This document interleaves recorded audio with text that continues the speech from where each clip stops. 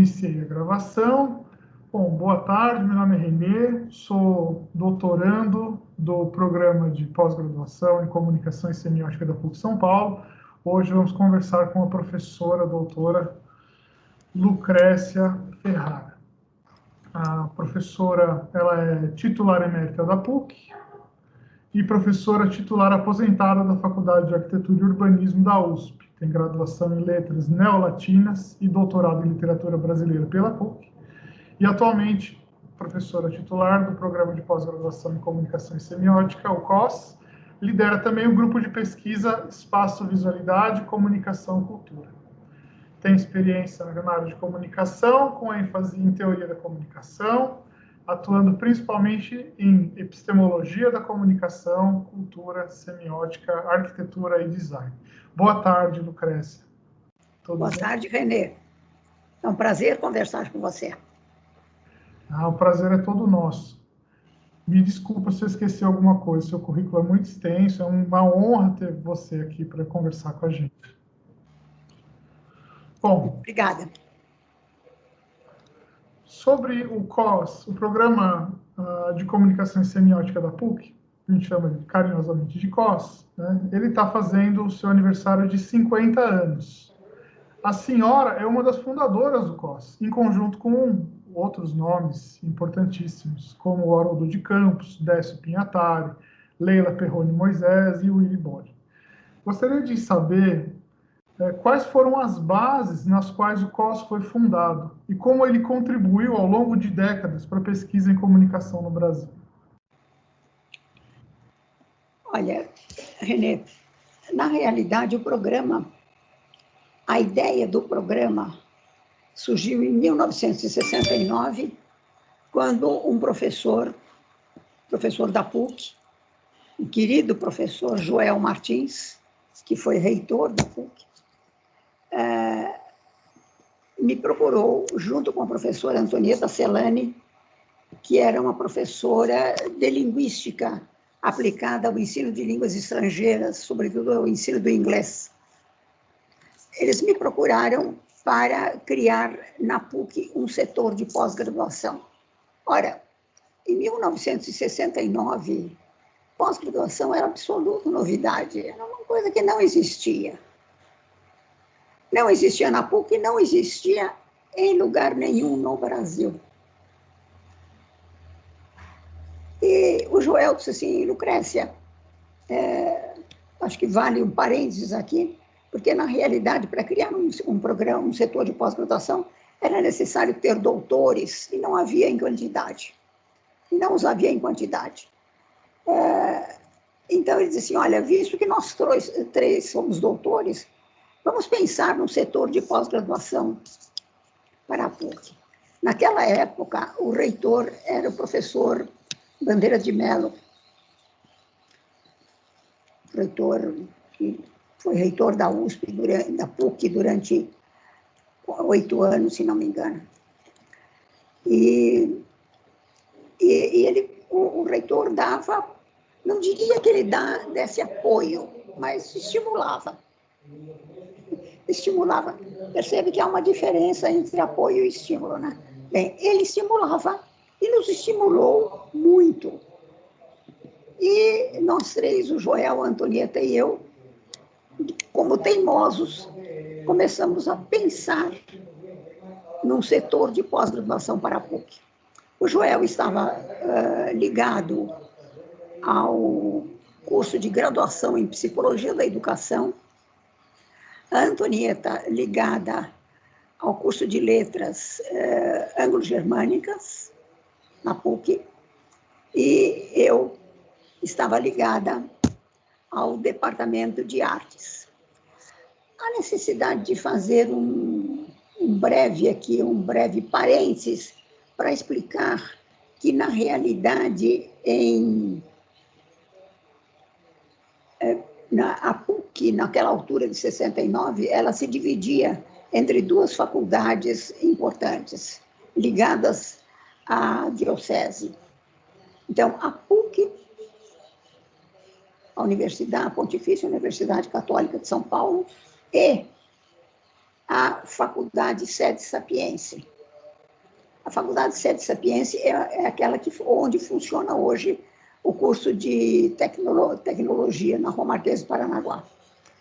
Naquele prédio funcionava, naquela altura, a Faculdade Sede Sapiense. Eu fui contratada para trabalhar na PUC em 63. E eu fiz toda a minha formação de graduação no SEDES. Porém, fui contratada para trabalhar na PUC, que era a antiga Faculdade de São Bento. Que a PUC, enquanto PUC, na realidade, só tinha a Faculdade de São Bento. E eu fui, então, contratada para dar aulas de literatura brasileira na Faculdade de São Bento. Em 67, houve uma fusão entre a Faculdade de São Bento e a Faculdade Sede Sapiense. Então, veja, nessa fusão, o curso de letras do SEDES se fundiu ao curso de letras da São Bento. Eu estava na São Bento e a Antonieta estava no Sede Sapiense. Estava na São Bento também. Naquela altura, a Antonieta já estava na São Bento. E, então, quando houve a fusão São Bento e SEDES, o curso de letras se mudou integralmente para a Monte Alegre. Então, quando o Joel me procurou com a Antonieta, disse, olha, vamos pensar no setor de pós-graduação, nós, os três, estávamos trabalhando na Monte Alegre. E ele disse assim, olha, então, o Joel estava vinculado à Faculdade de Psicologia da Educação. A Antonieta ligado ao curso de letras anglo-germânicas e eu ao curso de letras neolatinas. Então, ele disse assim, o Joel nos disse, olha, vamos criar 3 programas de pós-graduação nas áreas nas quais a gente já está atuando.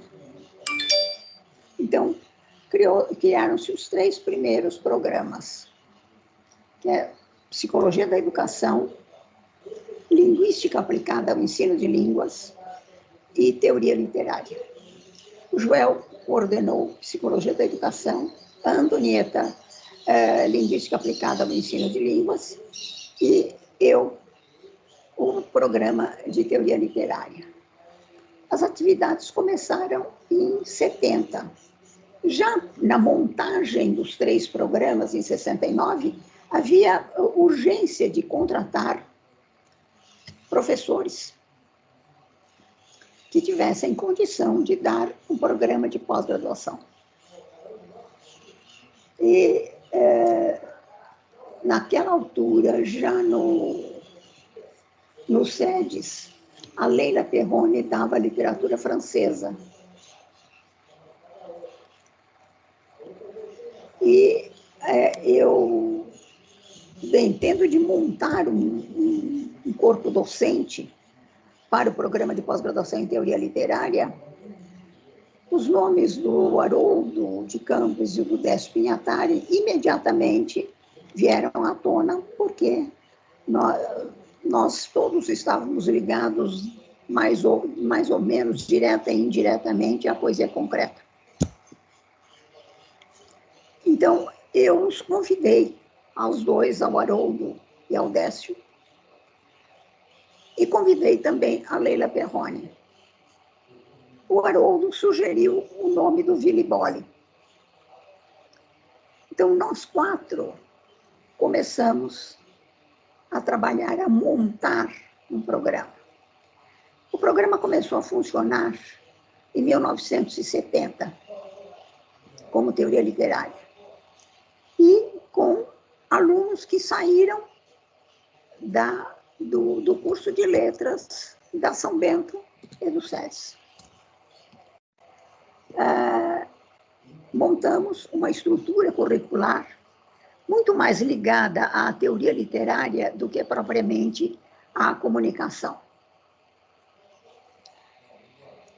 Mas, evidentemente, a situação política brasileira naquela altura era bastante agitada, bastante conflituosa, mas a vida em Brasília funcionava muito rapidamente.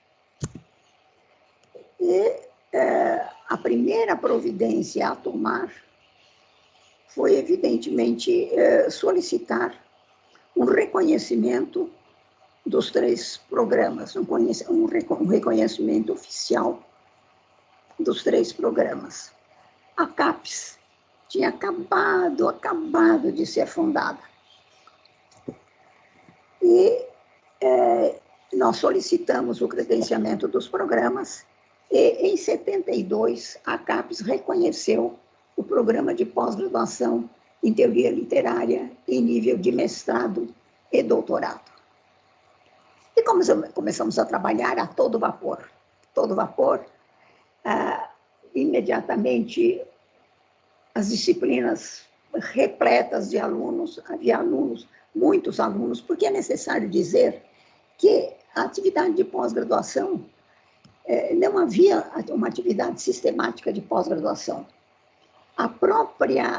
Na realidade, a carreira acadêmica e até os cursos de graduação. A partir daí, fazia-se pesquisa de modo assistemático e com uma atividade eminentemente pessoal.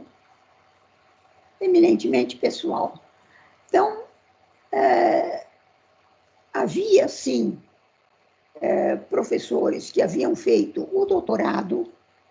Naquela altura era doutorado direto, quer dizer, não havia mestrado, passava-se direto da graduação para o doutorado. Frequentemente havia cursos de especialização. Eu fiz cursos de especialização entre a minha graduação e o início do meu doutorado. Mas eram cursos de especialização de uma maneira um pouco simplesmente de complementação da graduação. Então, não eram cursos diretamente voltados à atividade de pesquisa. Quando se criou o programa em 1970 e 72, ele foi reconhecido pela CAPES, efetivamente nós estávamos à frente de uma atividade de pós-graduação acadêmica e sistemática. Os alunos eram selecionados, escolhiam o orientador, entravam, faziam um mestrado e, frequentemente, depois continuavam e faziam o doutorado. Era um momento de vanguarda, né? Sim, absolutamente de toda vanguarda. Então, o que quer dizer aí vanguarda, exatamente? A vanguarda aí quer dizer que não se sabia exatamente os rumos a seguir. Não havia caminhos trilhados que nos servisse de exemplo. A própria tradição norte-americana e europeia não nos servia, porque na Europa, por exemplo, não havia mestrado. Na França, por exemplo, havia um diploma de estudos aprofundados, chama de diplôme d'études approfondies. Quer dizer, não havia propriamente mestrado. Quer dizer, fazia-se o diplôme d'études approfondies e depois ia-se para o troisième cycle. Nos Estados Unidos havia um mestrado que funcionava mais ou menos como especialização e depois ia-se para o PhD. Então, realmente, não havia um sistema de pós-graduação organizado. Quando nós começamos, nós não tínhamos exemplos a seguir. Então, era muito uma atividade pioneira, eu não diria de vanguarda, eu corrijo, não era de vanguarda, era pioneira, no sentido, efetivamente, de descobrir caminhos. E de inventar caminhos. Eu diria que mais de inventar do que descobrir caminhos. E qual foi o percurso deste momento pioneiro até a conformação do COS, como nós conhecemos hoje? Então, veja um pouquinho, o COS não existia. O que existia era o programa de pós-graduação em teoria literária. Mas o que aconteceu?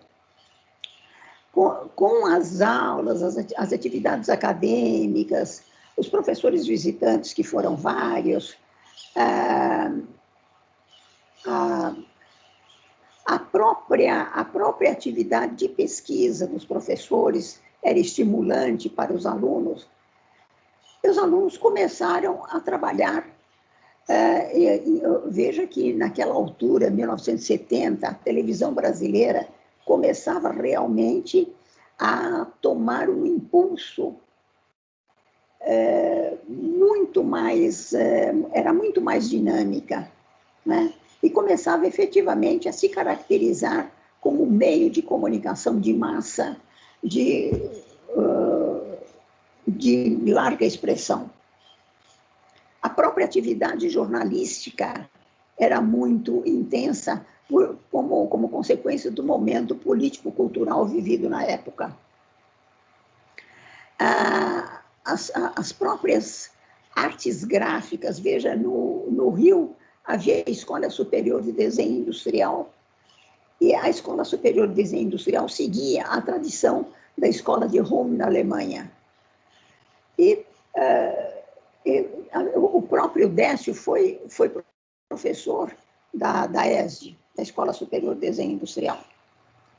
Então, a própria atividade de pesquisa dos alunos foi, pouco a pouco, ultrapassando o caminho exclusivo da literatura e caminhando para outras formas de linguagem, sobretudo formas de linguagem não verbais. E começou-se rapidamente a perceber que havia outras possibilidades. Em 73, o Haroldo e o Décio fizeram os respectivos doutorados. Eles não eram doutores ainda quando o programa começou. Eles defenderam os seus doutorados em 73. Se eu puder a tese do Décio foi semiótica e literatura. Se eu puder interrompê-la só um minuto, queria que a senhora, por favor, ajustasse um pouco a câmera para que ela ficasse um pouco mais para baixo, para pegar o seu rosto por inteiro. Aí, um pouco, isso. Perfeito, desculpa, pode continuar. Não, nenhum problema. A tese do Décio foi semiótica e literatura. Ele defendeu essa tese na USP, com a orientação do Antônio Cândido. E o Décio disse assim: escute, nós estamos saindo da literatura e estamos caminhando para a área de comunicação. Eu me lembro que, naquela altura, eu tinha uma orientanda que me chamou a atenção a dissertação dela. Ela queria estudar, estudou efetivamente. Depois, a publicidade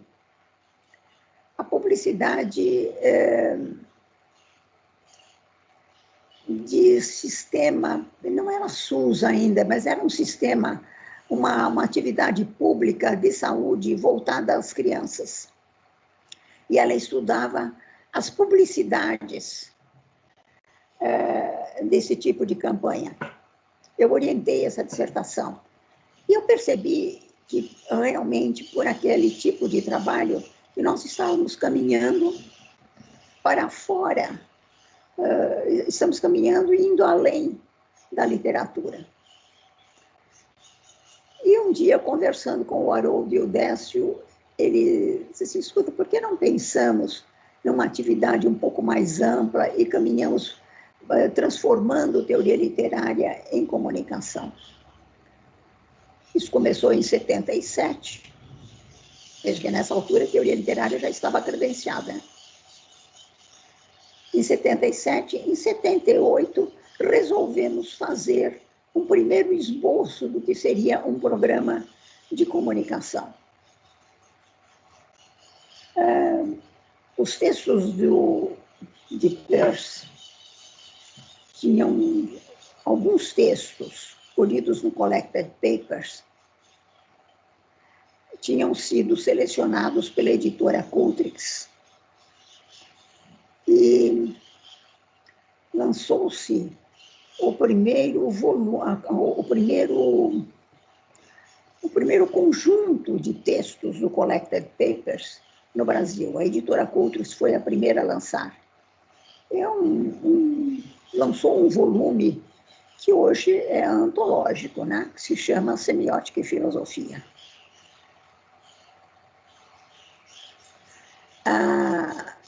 Quem traduziu os Collected na época foi o professor Leônidas Reckenberg, um professor de lógica, que depois passou a dar teoria do conhecimento no programa. Então, fizemos o primeiro esboço do que seria, por força, inclusive, da leitura dos textos de Peirce, fizemos o primeiro esboço de um programa que poderíamos chamar de comunicação e semiótica. Entendi. Muito interessante. Muito interessante. Um programa que poderíamos chamar de comunicação e semiótica. Eu coordenava o programa de teoria literária e disse assim, bem, imediatamente vamos levar e pedir o credenciamento para a CAPES. E a CAPES fez o seguinte, ela retroagiu o credenciamento de comunicação e semiótica, retroagiu para a década de 70 e acoplou o credenciamento de comunicação e semiótica ao credenciamento de teoria literária, de modo que, durante um bom tempo, os dois programas, teoria literária e comunicação e semiótica, conviveram harmoniosamente. Então, se você for analisar trabalhos produzidos na altura do final da década de 70 e 80, você vai observar que haverá muitos programas ligados à teoria da literatura, à teoria literária, e haveria muitos programas também já trabalhando com outras linguagens não verbais. O próprio Arlindo Machado, que fez a ilusão especular, foi a tese de doutorado do Arlindo. Fez no programa, ele trabalhava com fotografia, trabalhava com cinema, porém, em franco e amplo convívio com a teoria literária.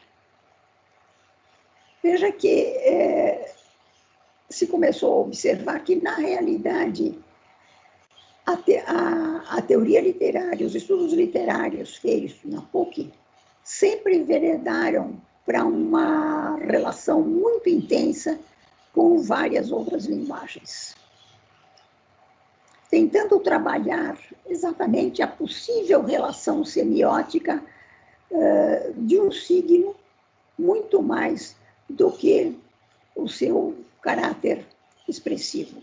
Na realidade, procurava-se estudar, verificar como, uma estrutura sígnica de uma comunicação, era possível encontrar matrizes que pudessem dar conta da operação sígnica das linguagens.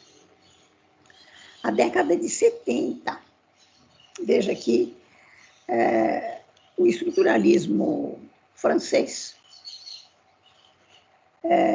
ele tem origem na década de 60. E ele vai fervilhar em Paris de 60 a 66. Mas os anos de ouro do estruturalismo francês foram os anos de 66 a 68, até 72. Evidentemente, com a influência de Saussure, o estruturalismo francês estava muito mais voltado para o verbal, para o estudo da linguagem verbal. E, evidentemente, o estruturalismo foi uma grande matriz teórica e metodológica e hoje eu diria epistemológica,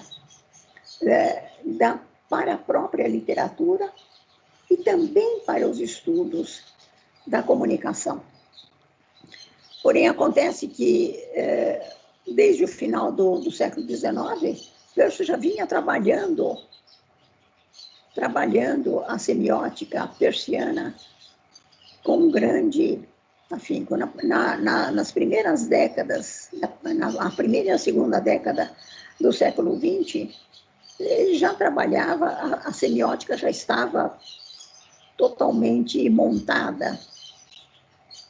De modo que, quando a Coultrix traduziu a coletânea dos Collected Papers, a semiótica de Peirce já estava totalmente elaborada.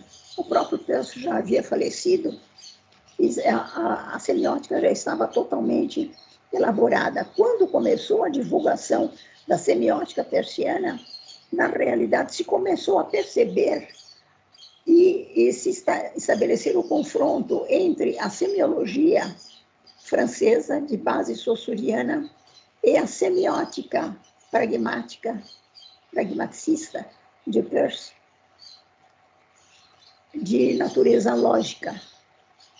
Então, se começou a perceber que, efetivamente, entre as duas, entre a semiologia e a semiótica, havia um ponto de contato, mas havia também uma fissura enorme no modo como se estudava e como se entendia a linguagem. De modo que, quando, em 78, se começou na PUC as atividades do Programa de Comunicação e Semiótica, a relação entre a semiologia de raiz saussuriana francesa, de raiz francesa, e a semiótica peirciana estavam já implantadas e sedimentadas. E isso foi possível com o avanço de uns estudos na área de comunicação, a partir da experiência do estruturalismo francês, mas vendo como a lógica da semiótica pragmaticista de Peirce poderia ajudar e a enriquecer os estudos, dando a eles um outro viés epistemológico e até mesmo ontológico. Quer dizer, criou-se uma estrutura de exigência científica, de exigência de investigação muito estimulante. Muito estimulante. Abria-se um leque de perspectiva científica muito amplo, né? E o COS entrou nesse caminho com toda a força, com toda a energia. Veja, são daquela época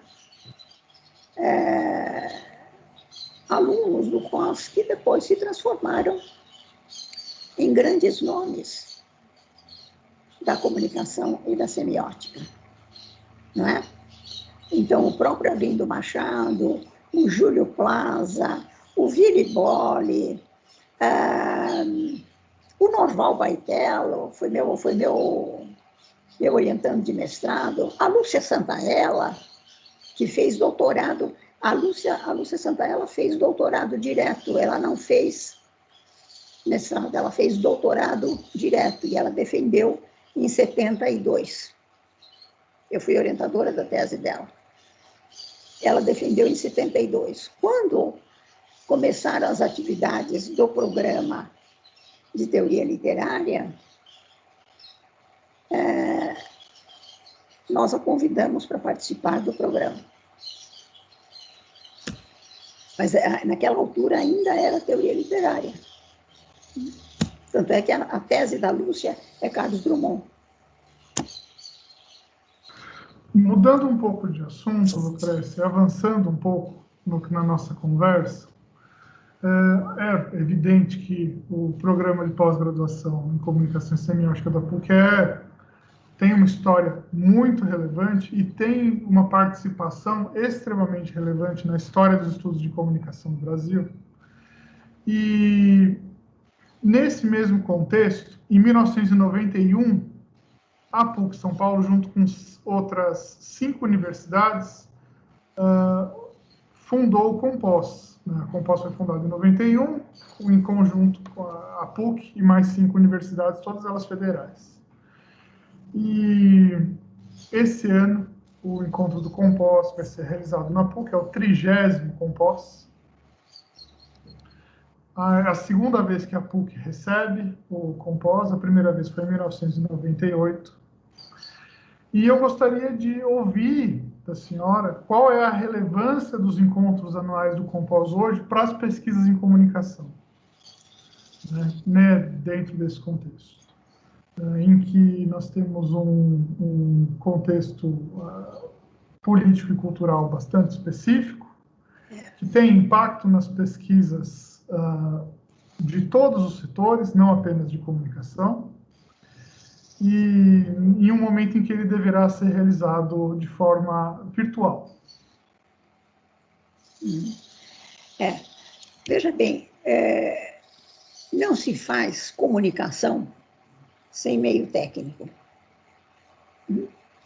A comunicação depende do meio técnico. Ela não é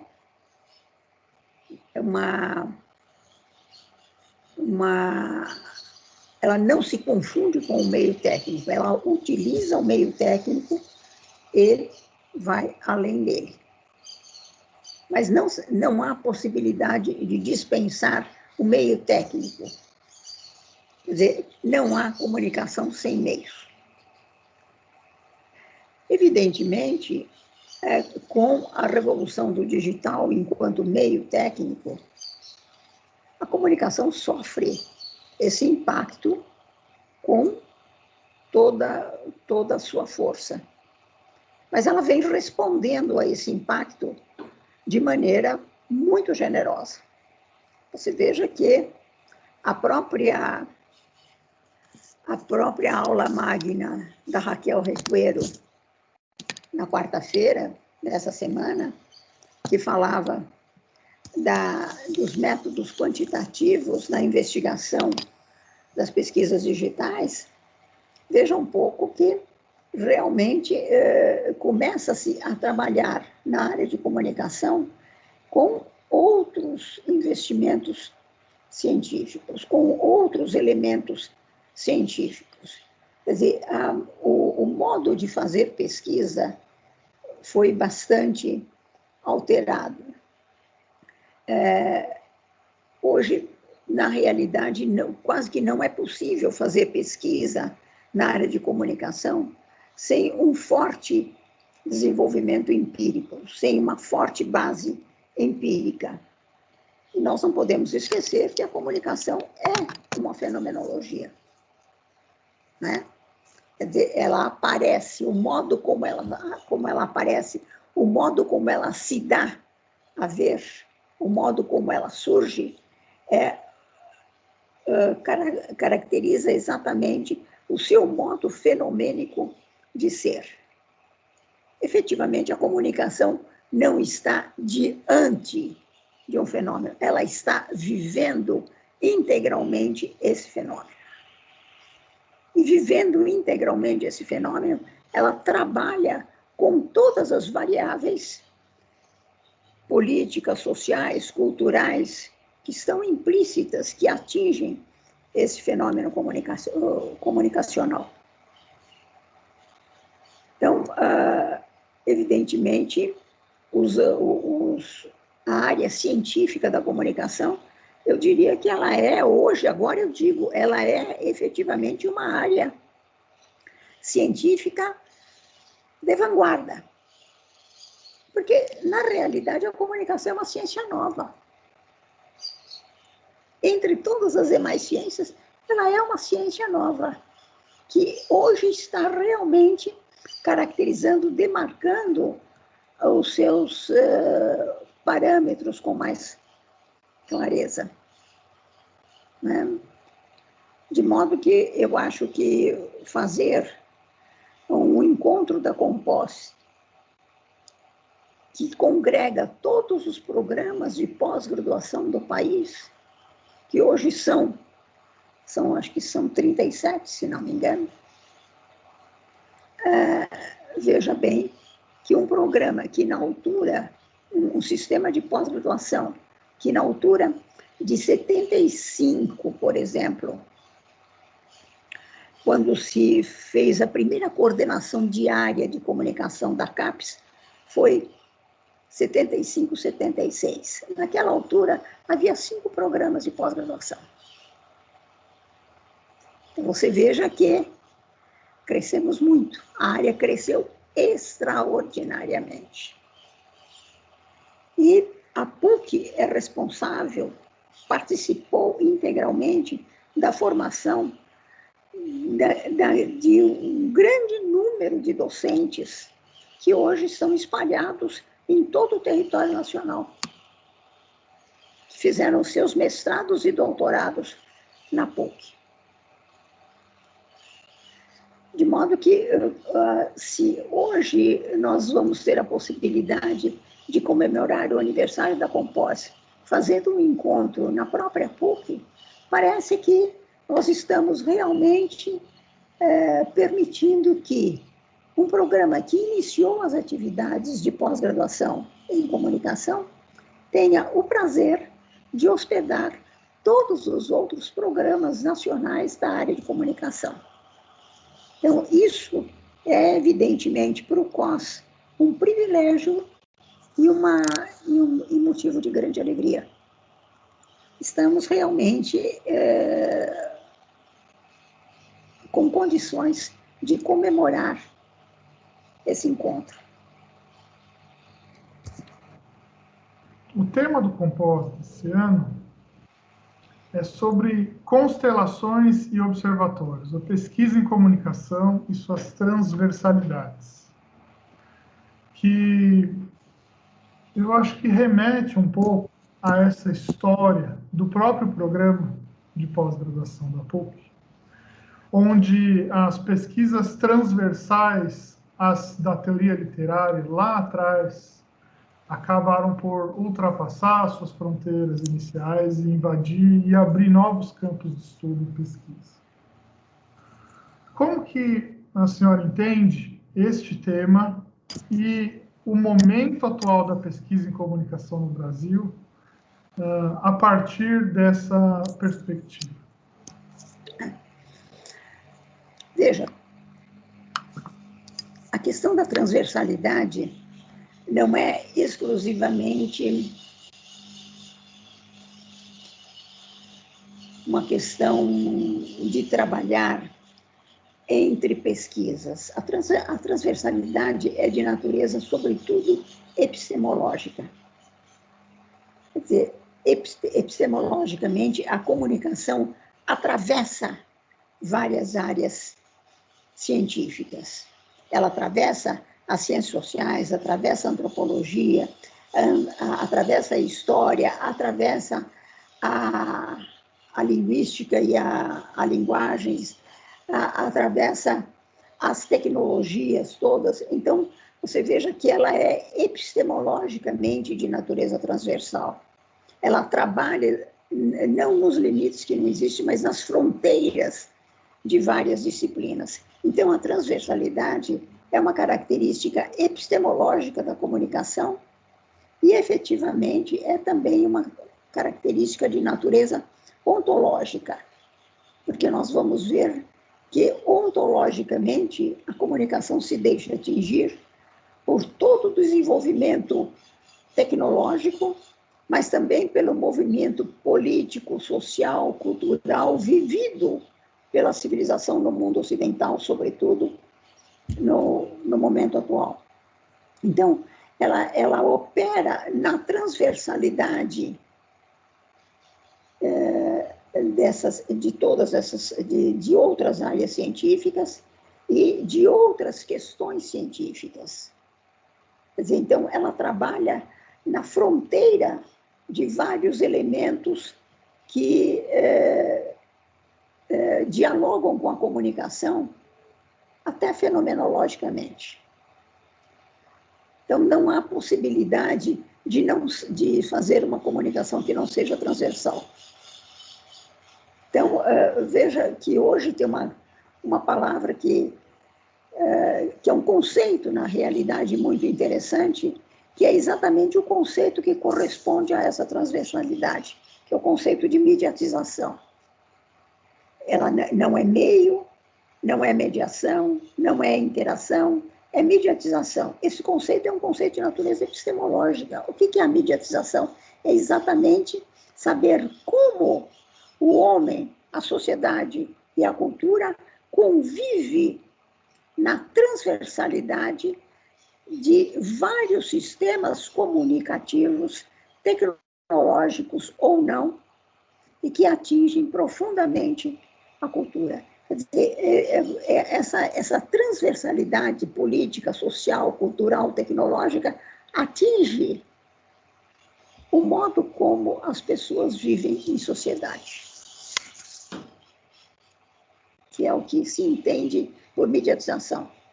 Mediatização não é exclusivamente a comunicação das tecnologias midiáticas. Não é exatamente apenas a caracterização midiática, ela vai muito além disso. Hoje, a mediatização é o corpo vivendo, atingido por todos os meios e respondendo a eles.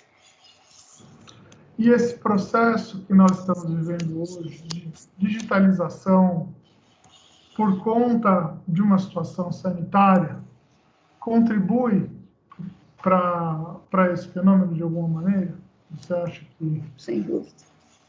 Sem dúvida. Veja o que está acontecendo. Nós estamos dialogando diante de uma tela. Você poderia me perguntar, mas será que é a mesma coisa? Olha, eu diria que é talvez até mais instigante, porque exige de nós uma necessidade de sair da própria relação singular e caminhamos para uma relação plural.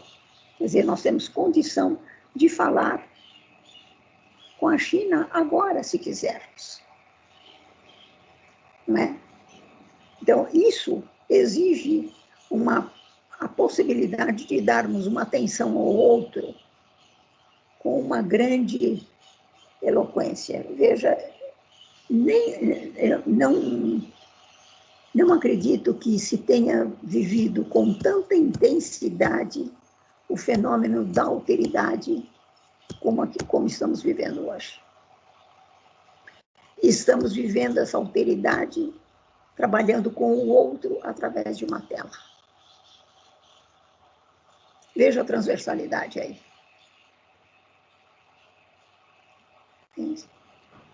Realmente é muito para que eu me faça entender, é necessário que eu me coloque no seu lugar, Renê, para ver, será que o Renê está entendendo o que eu quero dizer? Veja, isso é dar esse outro, não está fora de mim, está dentro de mim.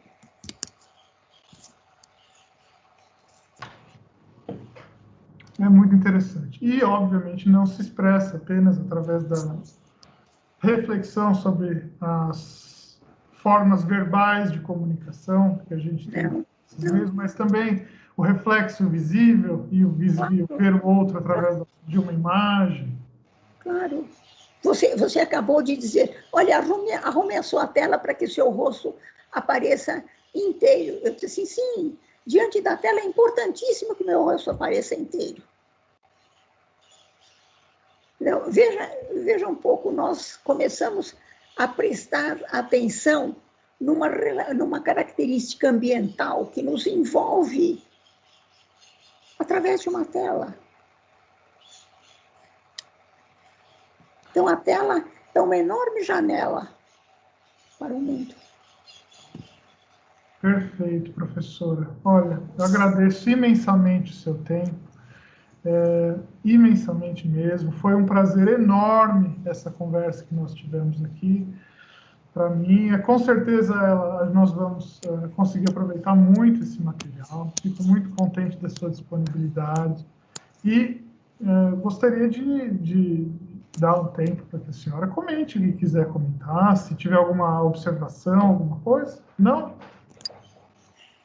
Veja, eu tenho sido convidada a falar sobre a origem do COS, sobre a história do programa de pós-graduação, sobre como começou, o que significou, quais foram os passos dados, onde erramos, onde acertamos, que experiências foram feitas, quais as experiências que deram certo, outras que não deram, etc. Entretanto, é muito agradável falar desse passado. Esse passado me é muito caro, é o passado da minha vida acadêmica. Ele marca a minha vida acadêmica integralmente. Entretanto, eu acho que o grande desafio do COS hoje é olhar para o presente, é olhar para o COS de agora,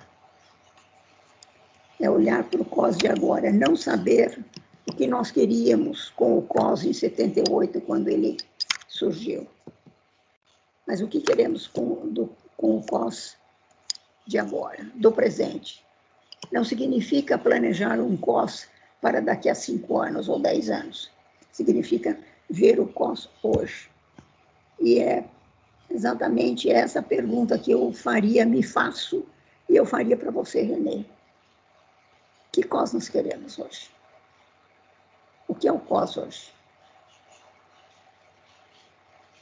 O que seria possível ainda fazer para que o COS continuasse a ser um programa que faça jus aos 50 anos de idade? Quer dizer, o COS hoje tem condição de responder a esse desafio? Quer dizer, evidentemente, quando nós paramos para analisar 50 anos de vida do COS, evidentemente, nós estamos fazendo um prognóstico. Nós estamos dizendo que o COS está aberto para o futuro. Mas eu acho que antes de pensar no futuro, o momento atual, o momento social, cultural, político que estamos vivendo hoje, nos obriga a olhar o COS agora. O que queremos que o COS seja agora, hoje. Em que medida estamos respondendo a esse desafio? Porque, sem dúvida alguma, o COS está sendo desafiado. A própria realização da Compós no COS, este ano, é o paradigma desse desafio. O desafio do COS é o desafio da área de comunicação. Poxa. Então, eu gostaria que, se eu pudesse deixar uma última frase, eu gostaria muito que o COS tivesse a coragem de olhar-se e perguntar-se: que COS eu quero ser? Perfeito. Muito obrigado, professora. Uma questão realmente muito relevante e não apenas, como a senhora mencionou, para o COS em si, mas para todos os programas de pós-graduação neste momento. Né? Não apenas, digo, não apenas os brasileiros, mas os programas brasileiros que passam por esse momento político-cultural específico, mas no mundo, com todas as mudanças, transformações que nós temos hoje. Né? A área de comunicação está sendo muito desafiada nesse momento. Então, o momento da Compós, a realização desse evento da Compós este ano, exige que a área de comunicação se pergunte qual é o papel hoje da comunicação. Não é Você veja que não é um acidente ocasional, não é um acaso, né? Quer dizer, é um evento que envolve consequências.